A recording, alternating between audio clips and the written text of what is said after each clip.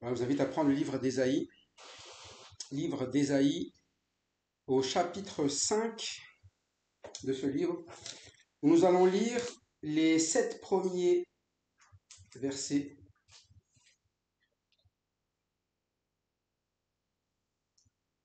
Les 7 premiers versets d'abord de Ésaïe, chapitre 5. Alors, on a un verset chacun, de ma gauche à ma droite. Je vais me chanter à mon ami le cantique de mon bien-aimé sur sa vigne. Mon bien-aimé avait une vigne sur un coteau fertile. Il a régulé son sol, enlevé les pierres et y a mis des plantes de premier choix. Il a construit une tour au milieu d'elle et y a installé aussi un pressoir. Puis il a espéré qu'elle produirait de bons raisins, mais elle en a produit de mauvais. Et maintenant, habitants de Jérusalem et de Juda, je vous en prie, soyez juges entre ma vigne et moi. Qu'avait-il encore à faire à ma vigne que je n'ai pas fait pour elle? Pourquoi quand j'ai espéré qu'elle les armes à terre? Maintenant donc, je vous ferai savoir ce que je vais faire à ma vigne. J'arracherai sa haie pour qu'elle soit broutée. Je ferai une brèche dans sa clôture, que les passants la piétinent. Je la réduirai en ruine, elle ne sera plus taillée ni cultivée, et ronces et les épines y croîtront, et je donnerai mes ordres aux nuées, afin qu'elle ne laisse plus tomber la pluie sur elle. La vigne de l'Éternel des armées, c'est la maison d'Israël. Et les hommes de Juda, c'est le plan qu'il chérissait. Il avait espéré de la droiture, et voici du sang versé, de la justice, et voici des cris de détresse. Bon, on peut résumer un peu ce passage comme avec un mot, la déception. La déception, c'est quand même quand vous attendez quelque chose, et au final, non seulement vous ne le trouvez pas, mais pire même, c'est tout le contraire. Ici, l'image est celle d'une vigne. Une vigne qui a été soignée. Prenez du temps. Elle a remué le sol, ôté les pierres, mis des plants précieux, bâti tout au milieu d'elle, il creusa une cuve. Et il espérait quelque chose, parce que normalement, en faisant tout cela, la vigne est censée produire quelque chose de bon. Il en a pris soin pour que quelque chose d'utile sorte de là. Et c'est ça, au fait, notre relation avec Dieu. Dieu, il fait tout pour que tout se passe bien.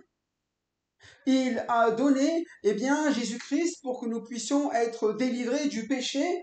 Et malgré, parfois, chez les chrétiens, cette vie où au final il y a la délivrance qui est là, ils s'engagent en disant ah oui voilà le Seigneur c'est mon sauveur. Derrière on voit une vie où il y a vraiment le salut qui n'existe pas, que des mots.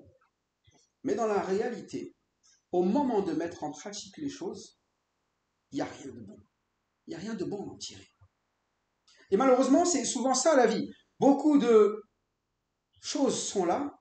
On sait ce qu'il y a autour de nous, on sait ce que le Seigneur a fait. Le sol est remué, il y a un plan délicieux, il y a une mur qui a été bâtie, les choses ont été creusées, et puis normalement tout est propice à ce que ça soit bon.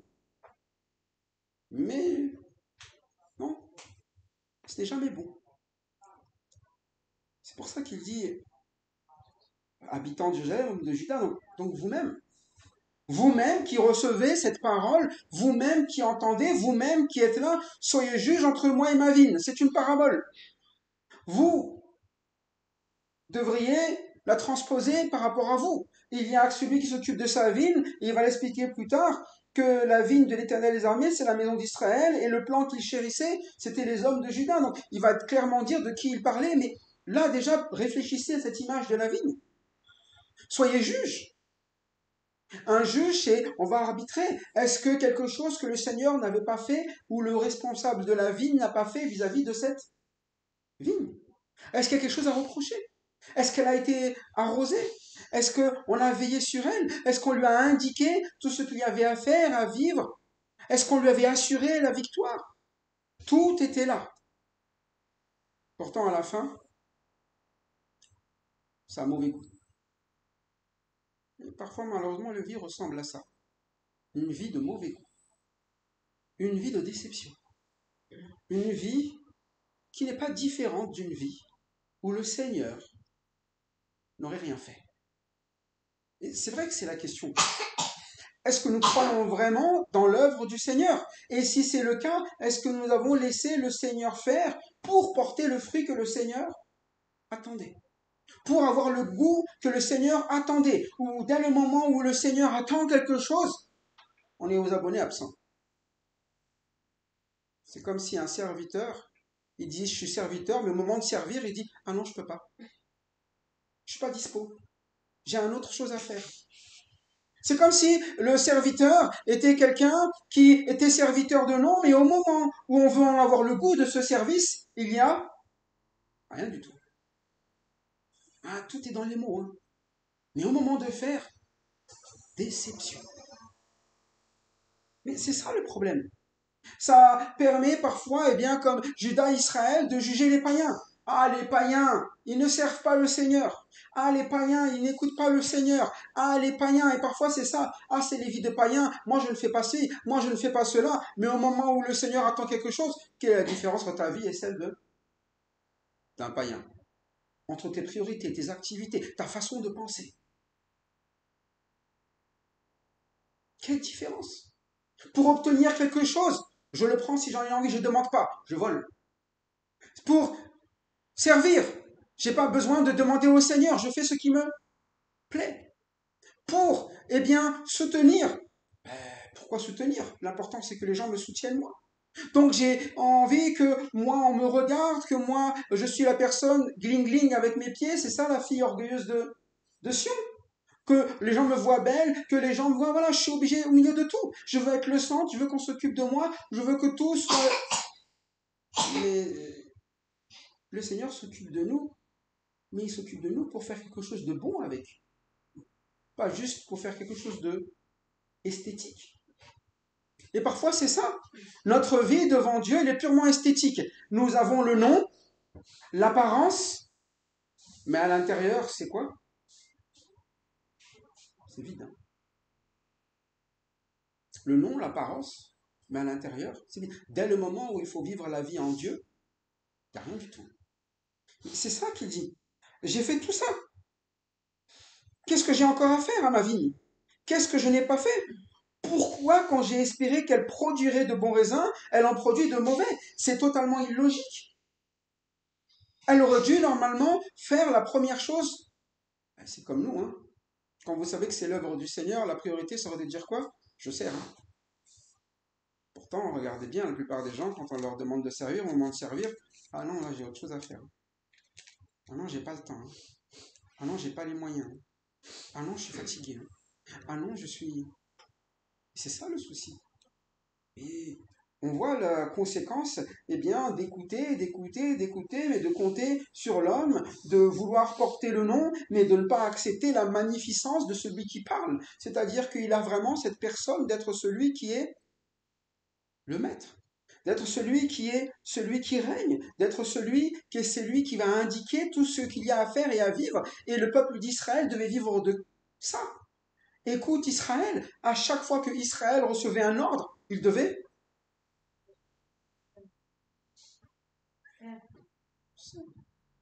Et Israël, il a dit quoi? Il a même demandé à Israël parfois de traverser des choses où on se dit, mais je ne peux pas le faire quand même. C'est ça le murmure, hein? Bon, vous allez traverser la mer là. Et ils ont commencé à quoi? À pas vouloir y aller, hein? Presque, ils avaient envie même de revenir de l'autre côté. Mais à quoi ça sert la délivrance si c'est pour revenir dans les choses passées? Il faut aller obéir au début jusqu'à la fin. Parce que sinon, ça voudrait dire tout simplement qu'on accepte d'avoir mauvais goût, même alors que nous sommes déjà un peuple qui est censé être appartenir à Dieu. Ça. Parfois, quand on demande aux gens, mais c'est quoi le bon goût, le mauvais goût? Le bon goût, c'est celui que le Seigneur attend. Hein. Le bon goût, c'est pas ce que nous attendions. Hein. Et parfois, nous jugeons, hein, mais bon, je pense que la bonne décision, c'est ce que je fais là. Pourquoi? Ça a bon goût à qui? À moi. Je pose la question, quand on fait des choix dans notre vie, est-ce que ça a bon goût aux yeux de Dieu déjà? Parce que c'est lui qui attendait quelque chose spécialement de ce fruit. Ça attendait un goût qui soit bon, et c'est lui qui a constaté que le goût n'était pas bon, hein. C'est ce qu'il dit, hein. À un moment donné, quand j'ai espéré qu'elle produirait des bons raisins, pourquoi est-ce qu'elle en a produit de mauvais? Il espérait qu'elle produise de bons raisins, mais c'était de mauvais. C'est un constat qu'il fait simplement parce que ça lui était mauvais à son goût à lui. Lui, il s'attendait à ce que ça soit nourrissant, qu'il puisse avoir un retour de quelque chose qu'il a donné, et au final, il a eu quoi? Pas simplement rien, hein, parce qu'il y en avait des fruits. Ça veut dire que les gens produisent quand même quelque chose, hein. Ils produisent, ils font des choses. C'est pour ça qu'on parle de service, les gens sont capables de servir, hein. Ils sont capables de bouger à 2000 km/h pour des choses, mais qui ont à quel goût? Mauvais. Mauvais parce que c'est pas ce que Dieu attendait. Mais c'est la vie de l'homme. L'homme s'épuise. L'homme se fatigue. L'homme a des projets. L'homme fait. L'homme partage des vies. L'homme prêche. L'homme annonce. L'homme aime. Mais tout ce qu'il fait, a quel goût aux yeux de Dieu? C'est mauvais.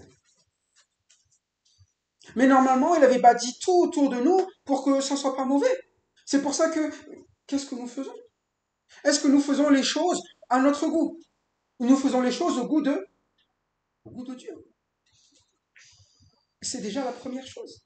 Quand nous donnons une réponse, quand nous prenons une décision, est-ce que nous faisons les choses au goût de Dieu? Qu'est-ce qu'attendait Dieu? Qu'est-ce qu'espérait Dieu de nous? Parce que quand même, il nous a sauvés pour quelque chose. Est-ce qu'il nous a sauvés pour quelque chose? Pourquoi?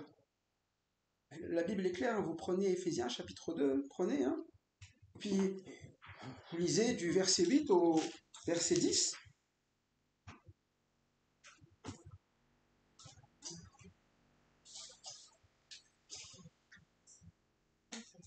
Verset 10. Il dit, il y a une raison. Quelqu'un peut lire du verset 8 à 10?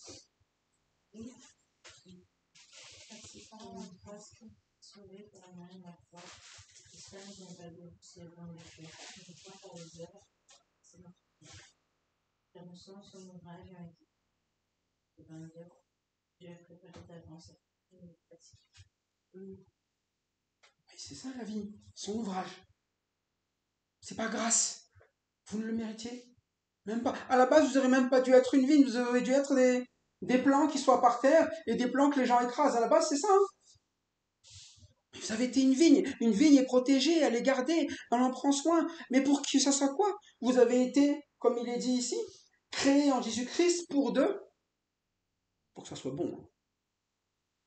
Au moment où Dieu amène une œuvre, qu'elle soit bonne, hein, qu'elle lui soit utile, qu'elle lui soit agréable. Si c'est pour se dire, ouais, peu importe ce que je fais, hein. L'important, c'est que j'aime ou que j'aime pas. Et puis après tout, j'ai pas prévu ça dans ma vie. Dieu, là, il me chamboule tout. Moi, j'ai été créé pour aller au ciel et ça s'arrête là, hein. Ne me demande pas plus de choses que d'aller. Et quelqu'un qui va au ciel, c'est parce qu'il aime les œuvres qui sont comment? Bonnes. Il aime faire l'œuvre de Dieu. Mais quand on n'aime pas faire l'œuvre de Dieu, comment on peut appeler ça bon? C'est mauvais. Comment on peut considérer la grâce de Dieu comme étant quelque chose d'important? Parfois on dit je rends grâce. Mais la grâce même, peut-être que nous en c'est bien, ben écoute, maintenant tranquille, je peux continuer ma vie comme je veux. Tu m'as fait grâce pour que je puisse continuer à quoi? Dit Romain, les fous pensent qu'on dit cela pour continuer à pécher, non? C'est-à-dire à désobéir systématiquement dès que Dieu ouvre la bouche. Mais c'est ça malheureusement la vie bien de beaucoup de chrétiens.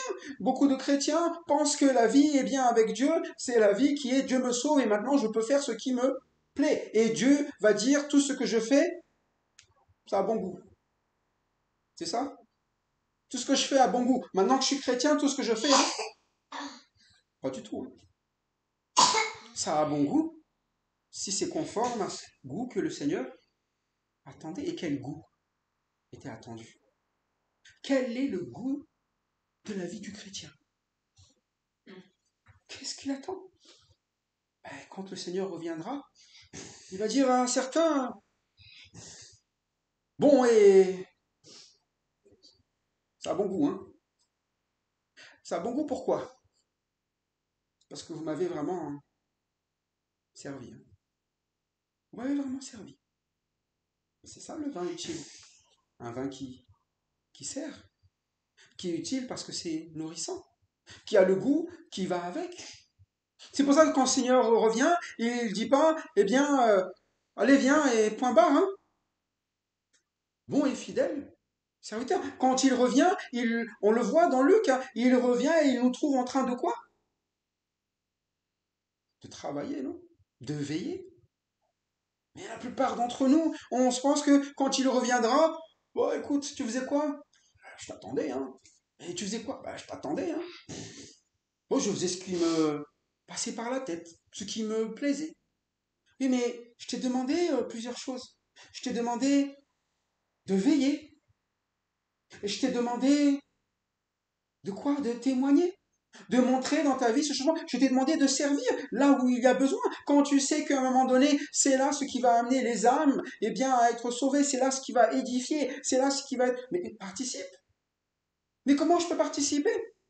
Eh bien, en permettant à ce que la parole se répande, on le voit déjà dans Actes. Pourquoi est-ce qu'il y avait des diacres qui étaient là? Les diacres étaient là pourquoi? Pour murmurer, pour parler? Ou pour faire quoi? Travailler. Même pas pour prêcher. Ils étaient là juste pour servir. Oh. Mais en servant aux tables, ils permettaient aux apôtres de se dédier à cela. Mais parfois, on a dit, ah non, non, mais moi, j'ai juste envie de manger. J'ai juste envie de recevoir. Voilà le goût que l'on a. Quelqu'un qui murmure, quelqu'un qui est amer, quelqu'un qui est jamais content, quelqu'un qui n'aime pas ce que Dieu lui donne. Mauvais goût. Il a l'occasion de servir et il préfère ne pas servir. Mais c'est comme partout. Dans une maison, un enfant a l'occasion de servir en obéissant à ses parents, une femme a l'occasion de servir en se soumettant à son mari, le mari a l'occasion de servir en partageant la parole à sa femme. Nous avons dans l'église l'occasion tous de servir en écoutant pour savoir ce qui est bon et juste, en servant selon le ministère qui nous a été donné. On a l'occasion d'avoir des moments où c'est agréable à Dieu. Il attend de nous quand même que nous soyons de bons et de fidèles pour sa parole, pour sa vie, pour lui. Et à chaque fois qu'une chose est demandée, nous cherchons plutôt à servir une personne, à avoir notre propre goût. Mais bon, il dit, verset 5 de Ésaïe 5, je vous dirai maintenant ce que je vais faire de ma vie. Et souvent, on ne se sent pas concerné. On se dit, oh, je suis sauvé. Comme je suis sauvé, ça ne me concerne pas. Attention, hein, pas du tout. Hein. Il dit de ma vigne. Donc elle lui appartient. C'est sa possession. Il ne parle pas de la vigne du voisin. Il parle de sa vigne. Et il dit que sa vigne, j'en arracherai la haie pour qu'elle soit broutée. J'en abattrai la clôture pour qu'elle soit foulée aux pieds. Je la réduirai en friche et elle ne sera plus taillée ni cultivée. Les ronces et les épines croîtront et je donnerai mes ordres aux nuées afin qu'elles ne laissent plus tomber la pluie sur elle. Bon, peut-être vous vous dites, mais c'est dur, quoi. Pourquoi Dieu, il marche dans le sens inverse. On dirait qu'il nous abandonne. Non, vous ne voulez pas que Dieu s'occupe de vous. Vous allez vivre comme des personnes dont Dieu ne s'occupe pas. C'est bien ce que vous voulez, non? Vous avez plus envie que Dieu, vous soyez des plantes qui soient cultivées pour lui, que vous avez une vigne continue cultivée pour lui. Très bien, vivez comme des plants sauvages. Les plants sauvages, vous savez ce qu'ils sont?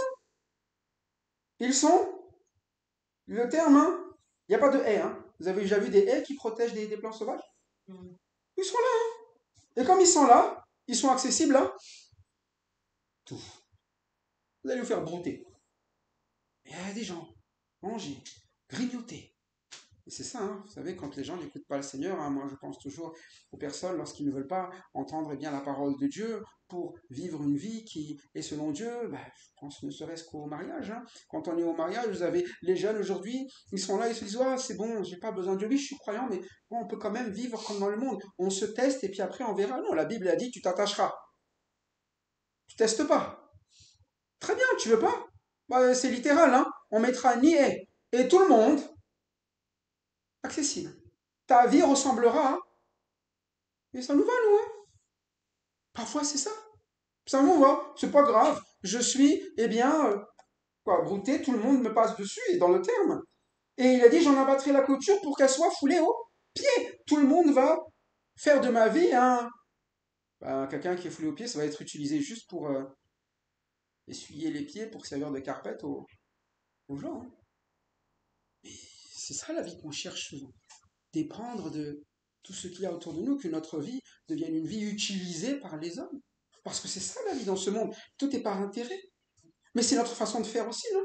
Nous ne sommes pas là pour donner bon goût, nous sommes là toujours pour notre... C'est ce que nous vivions, c'est ce que nous voulons que les autres vivent au final, c'est notre bonne nouvelle. Et Dieu, il dit quoi? Très bien. Je vous lâche, hein. Je vous lâche comme vous le voulez, hein.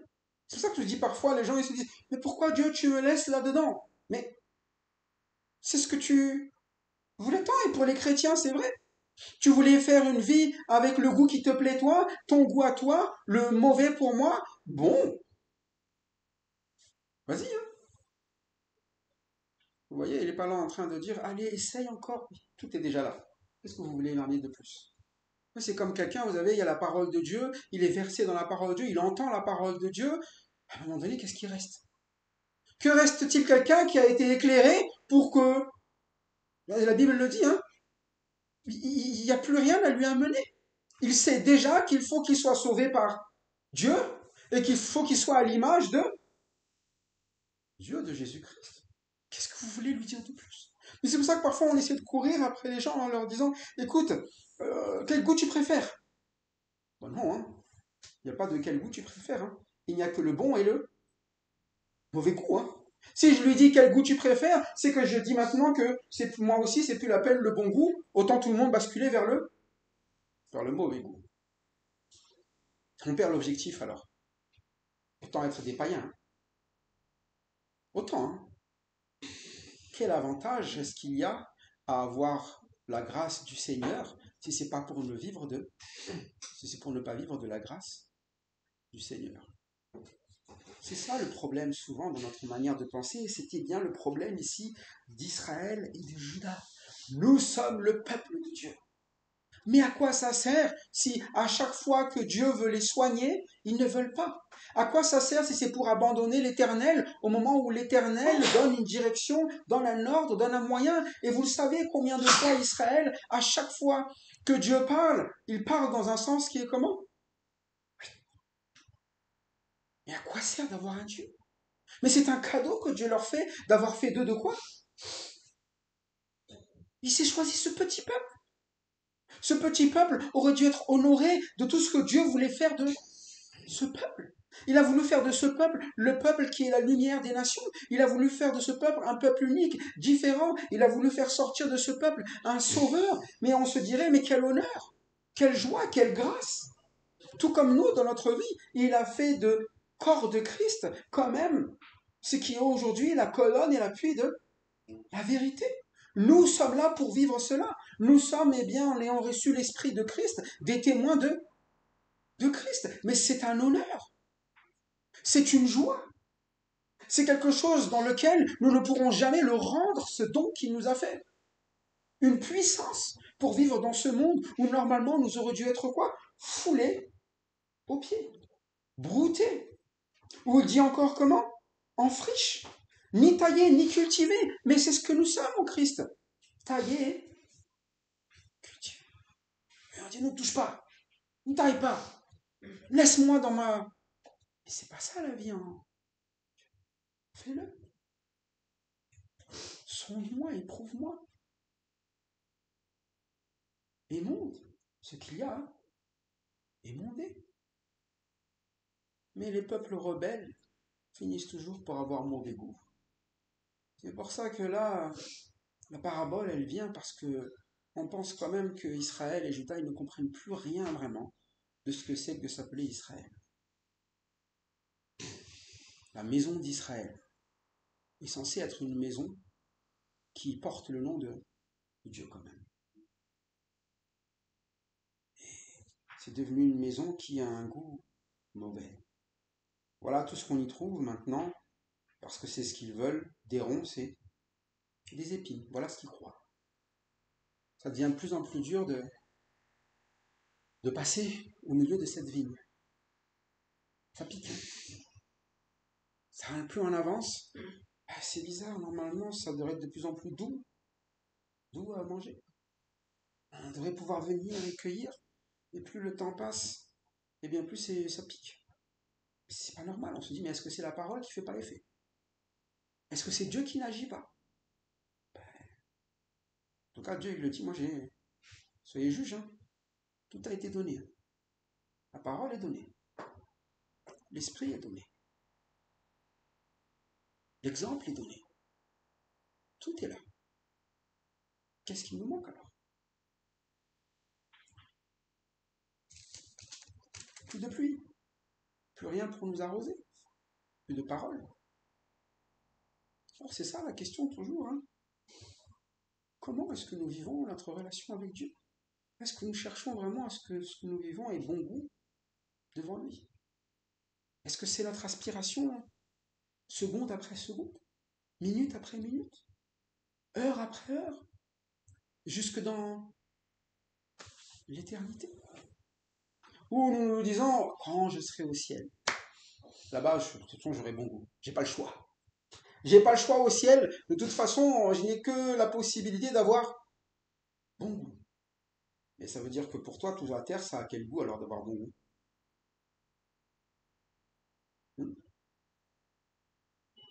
Si tu te dis que c'est simplement au ciel que tu vas attendre d'avoir bon goût, ça veut dire que pour toi, sur la terre, ça a quel goût d'avoir bon goût? Un mauvais goût. Hein. Donc on ne partage pas le même goût que Dieu. Hein. On a deux goûts différents. Il y a ton goût, ça sera au ciel. Moi, aujourd'hui, je vis selon mon goût.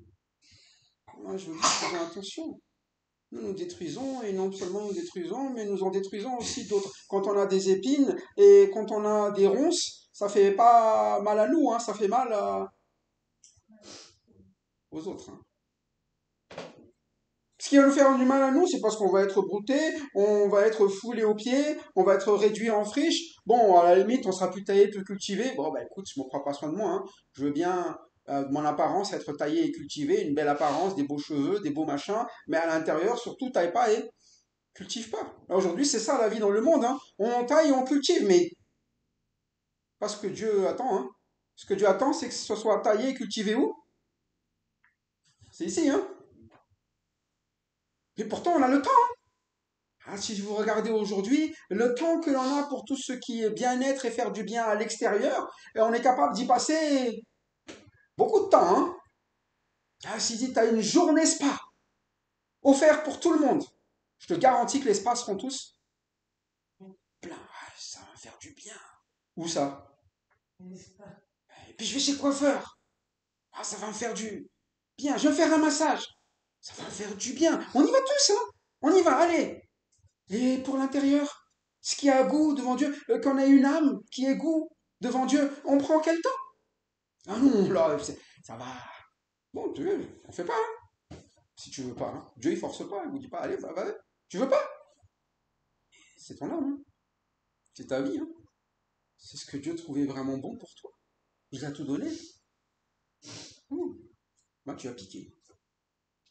Peut-être de l'extérieur, c'est joli à regarder, les gens s'en approchent, mais plus les gens sont près, plus ça pique. Parce que plus on vous connaît, plus on a la relation réelle avec la personne qui est à l'intérieur. Hein. Un peu comme vous savez, hein, les gens quand ils sortent en soirée, vous avez incroyable découverte, un autre moment de la vie où ils sortent pour ouvrir la maison le matin. Et, ah non, ça n'a rien à voir avec ce que... Mais c'est ça notre vie parfois de chrétien. Nous avons une vie où nous essayons de tout paraître à l'extérieur, mais à l'intérieur, c'est vraiment des épines. Et quand on s'approche, plus on se rend compte que les épines, elles commencent à dépasser. Hein. Des ronces. Difficile. Il précise vraiment des fois que l'on n'ait pas compris. Bon, la vigne de l'Éternel des armées, c'est la maison d'Israël. Voilà. Bon, vous êtes juge, vous voyez ce que ça donne. Maintenant, vous savez de qui je parle. Je parle de la maison d'Israël. Et mon plan à moi, celui que j'ai planté, celui que particulièrement j'ai utilisé comme base, là, c'est la maison les hommes de Juda. Il précise bien, qu'est-ce qu'il a fait avec cette maison les hommes de Juda? Il les chérissait. Je vous ai vraiment aimé. Hein. J'ai passé du temps. Hein. Je suis venu. J'ai souffert. Je vous ai vraiment aimé. J'ai pas menti. J'ai donné ma vie à la croix. Mon sang a été versé. Mon corps a été brisé. Je vous ai vraiment aimé. Mais est-ce que vous avez aimé l'œuvre que j'ai faite? Mais c'est la question. Est-ce que vous allez porter le fruit qui est attendu? Normalement, je suis mort. J'ai souffert pour vous ramener à marcher d'une nouvelle vie. Mort et ressuscité. C'est pour ça. C'est le goût qui était attendu. Une résurrection, une nouvelle vie. Toutes choses sont devenues nouvelles en Jésus-Christ. C'est pas pour revivre la même chose qu'avant, avant quand j'étais une plante sauvage, avant quand j'étais écrasé, foulé, avant quand je continuais à chaque fois à vivre les mêmes choses et les mêmes priorités et les mêmes problèmes. Et ces problèmes, vous le saviez, c'était quoi? C'est la fin du verset 7 quand même. Hein. Du sang versé et des cris de détresse. C'est ça les ronces. Hein. Ça pique, mais ça fait aussi verser le sang. C'est des crimes.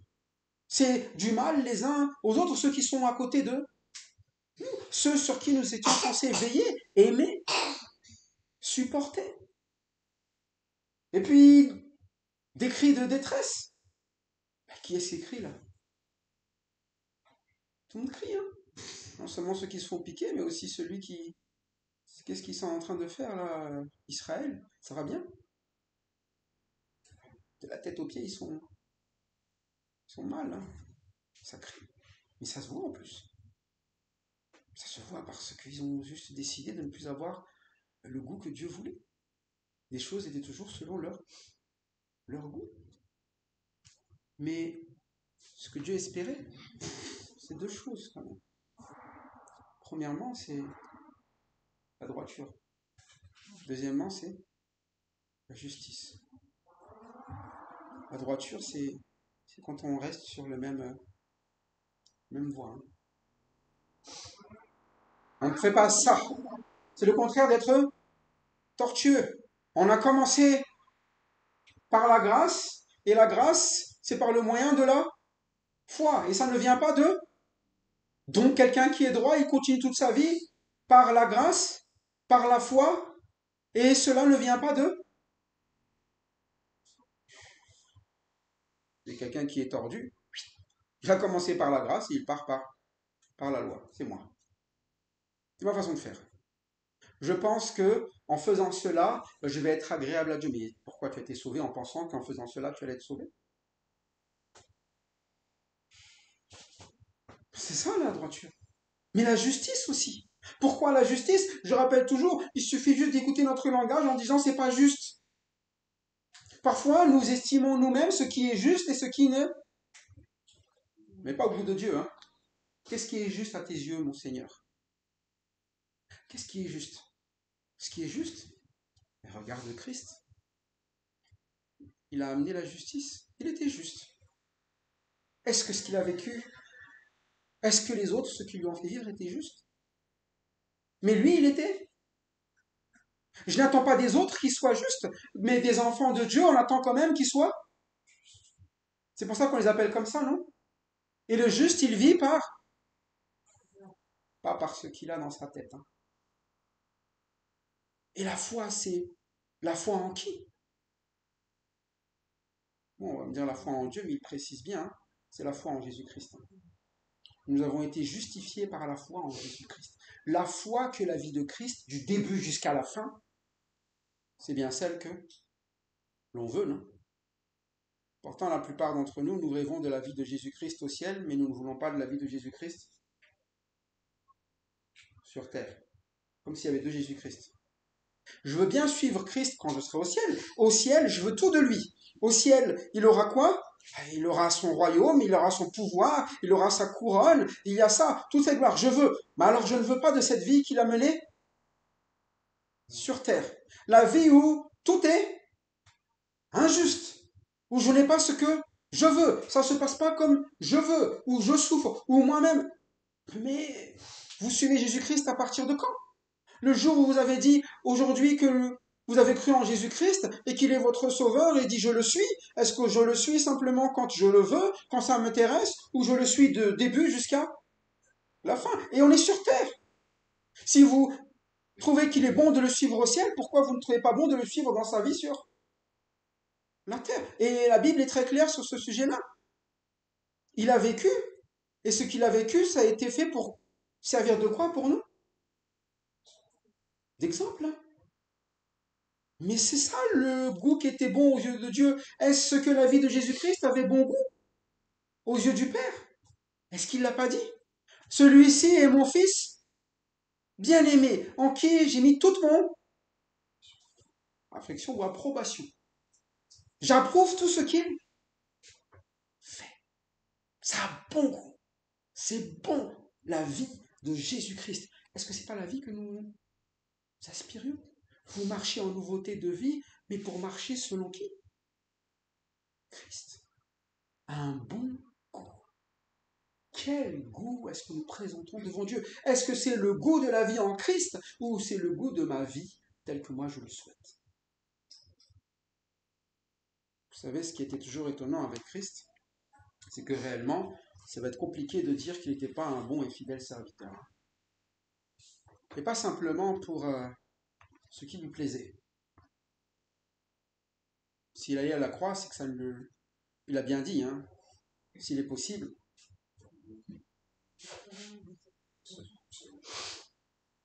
J'ai que 33 ans. 33 ans. J'ai encore combien d'années devant moi? Nous, c'est comme ça qu'on estime, non? Pourquoi? Je ne peux pas continuer depuis longtemps. Tu vois, ça s'arrêtait nous. Si je continue encore 30 ans plus tard, parce que là, j'ai que 3 ans de ministère, j'ai 30 ans en calcul, je ne me suis pas encore marié, j'ai pas encore fait ci, j'ai pas... j'ai pas encore fait ça, j'ai pas de maison, j'ai pas... À un moment donné, il était là en train de dire, bon, moi, que j'aurais quoi? La question, c'est, il me hâte. Il me hâte de quoi, il a dit? On a vu la dernière fois? Dans Luc 12. C'est ça, hein? Il y a un baptême qui le presse, non? C'est le baptême de quoi?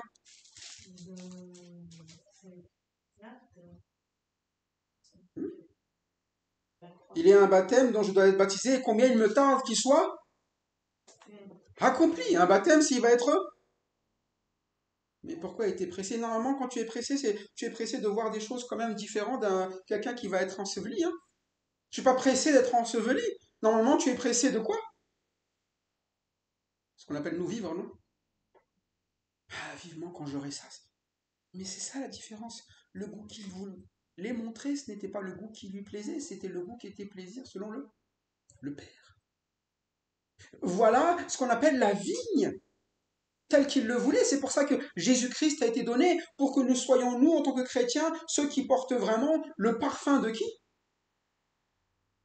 Le parfum du Christ. Il a bon goût, le parfum de Christ, pour les vivants. Il a mauvais goût pour qui, par contre? Pour les morts. Est-ce que nous sommes vivants ou est-ce que nous sommes morts? Si nous sommes vivants, vous savez, hein, le goût, on le retrouve. Hein. Vous savez, quand j'étais fumeur, j'avais l'impression que j'avais du goût. Jusqu'au jour où j'ai arrêté de fumer, il y a des goûts que j'ai découverts mieux. Vous savez, parce que quand vous fumez, il faut savoir que ça crame la langue. Hein. Puis il y a des goûts.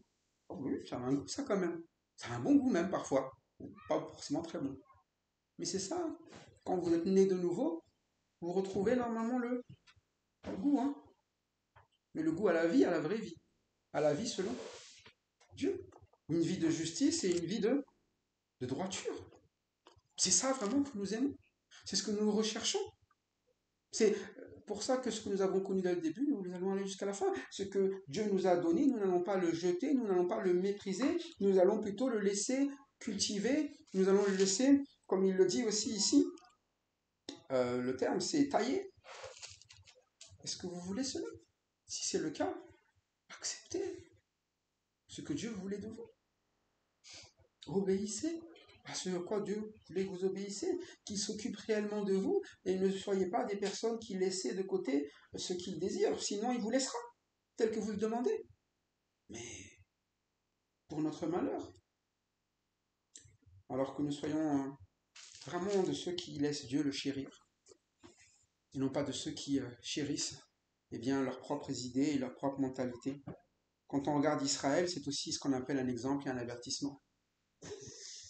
Ce n'est pas juste à regarder pour nous dire, bon, écoutez, c'était une belle histoire, pauvre Israël, bon, maintenant, nous, c'est différent, nous, on n'a plus besoin de quoi? On a besoin de laisser quand même Dieu s'occuper de nous. C'est pour ça que je dis toujours, ce n'est pas une question de loi, ça a toujours été une question de foi. La foi en celui qui fait l'œuvre. Si vous avez foi en celui qui fait l'œuvre, appréciez son œuvre et laissez-le œuvrer dans votre vie. Que Dieu soit réellement glorifié au milieu de nos champs, de nos vignes, qu'il soit celui qui nous chérisse et qu'il soit glorifié en tant que tel, en tout temps. À Dieu la gloire ainsi qu'à Jésus-Christ. Amen.